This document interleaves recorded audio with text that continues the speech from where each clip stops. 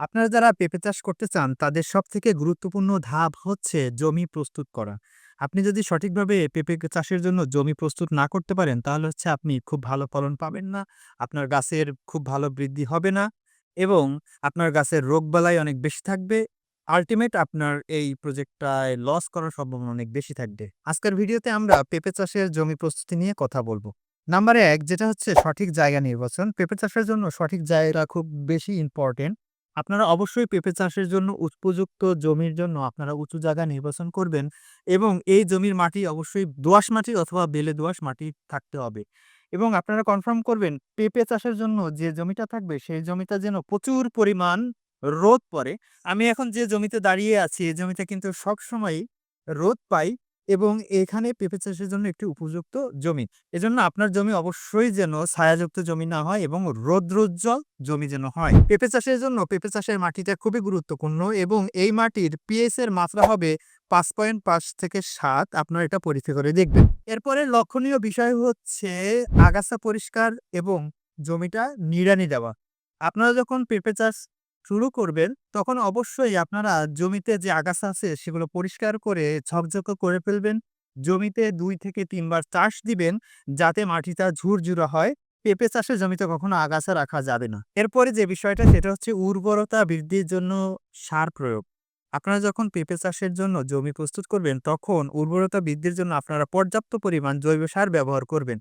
জৈব সার হিসেবে আপনারা ভার্মি কম্পোস্ট ব্যবহার করতে পারেন অথবা আপনারা পচা গোবর সারও ব্যবহার করতে পারেন।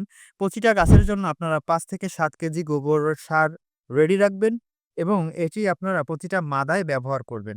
এছাড়াও আপনারা কিছু রাসায়নিক সার ব্যবহার করতে পারেন। তার ভিতরে টিএসপি আছে, এমওপি আছে এবং আপনার মাটির পিএইচ অনুযায়ী আপনারা ডেলামাইট চুন ব্যবহার করতে পারেন। তারপরে হচ্ছে পানি নিষ্কাশন ব্যবস্থা। পেঁপে চাষের শিকড় খুবই স্পর্শকাতর একটি বিষয়। এটার শিকড়টা খুব দ্রুত পচে যায়। তাই পানি নিষ্কাশন ব্যবস্থা আপনার খুব ভালো রাখতে হবে।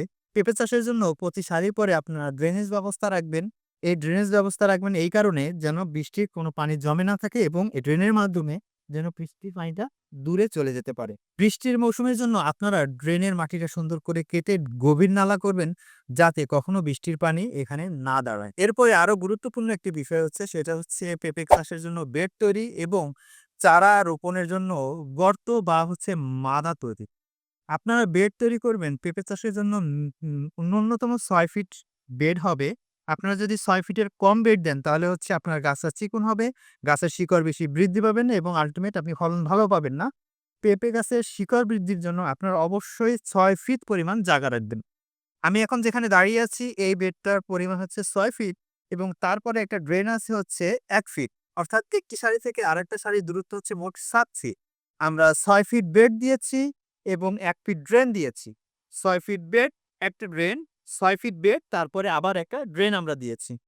এভাবে আপনারা পেঁপে চাষ করতে গেলে অবশ্যই বেড করবেন এবং ড্রেনেজ ব্যবস্থা রাখবেন। অনেকেই প্রশ্ন করে থাকেন মাদায় আমরা কোনো সার দেব কিনা? আসলে পেঁপে চাষের জন্য মাদায় আপনারা তেমন কোনো সার ব্যবহার না করলেই পারেন। অনেকেই বলে অনেক রাসায়নিক সার ব্যবহার করেন। কিন্তু আমাদের সাজেশন হচ্ছে আপনি কোনো সার আপাতত ব্যবহার করবেন না। আপনারা যখন মাদাটা তৈরি করবেন তখন পর্যাপ্ত পরিমাণ আপনারা জৈব সার ব্যবহার করবেন। এরপরে যখন আপনার সারের যে শিডিউল আছে আমরা জানি ৪২ দিন পরে, ৭২ দিন পরে এবং ১০৫ দিন পরে আমরা যে শিডিউলটা ব্যবহার করব, তখন আমরা অন্যান্য রাসায়নিক সার আমরা জৈব সারের সাথে ব্যবহার করতে পারি। এটা ফলো করলে আপনারা খুব ভালো রেজাল্ট পাবেন। এরপরে আসি জমিতে মালচিং পদ্ধতি ব্যবহার। জমিতে মালচিং পদ্ধতি যদি আপনারা ব্যবহার করেন সেক্ষেত্রে আপনারা আগাছা থেকে পরিত্রাণ পেতে পারেন। মালচিং হিসাবে আপনারা শুকনো খড় অথবা চটের বস্তা অথবা আপনারা কালো পলিথিন ব্যবহার করতে পারেন। সেক্ষেত্রে আপনারা আগাছা থেকে মুক্তি পাবেন এবং আরেকটা সুবিধা হচ্ছে আপনার ৪০ থেকে ৪৫% আপনার সেচটা বেঁচে যাবে এবং এই মাটির আর্দ্রতাটা ধরে রাখবে এবং সেক্ষেত্রে আপনার বারবার ঘন, ঘন সেচ দেওয়ার প্রয়োজন পড়বে না। এটা হতে পারে খুব ভালো একটা ডিসিশন। আপনারা যদি মালচিং পদ্ধতি ফলো করেন তাহলে হচ্ছে পেঁপে চাষের জন্য খুব ভালো একটি রেজাল্ট আপনারা পাবেন। আজকের ভিডিওতে আমরা দেখলাম পেঁপে চাষের জন্য কিভাবে আমরা জমি প্রস্তুতি করব। আমাদের এই চ্যানেলের ভিডিওগুলো যদি আপনার ভালো লেগে থাকে অবশ্যই লাইক, কমেন্ট, সাবস্ক্রাইব করবেন এবং আমাদের এই চ্যানেলের ভিডিও যদি আপনারা নিয়মিত দেখেন তাহলে পেঁপে চাষের উপরে আপনারা সম্পূর্ণ গাইডলাইন পাবেন এবং এই জ্ঞানগুলো কাজে লাগিয়ে আপনারা পেঁপে চাষে সফল হতে পারবেন ইনশাআল্লাহ।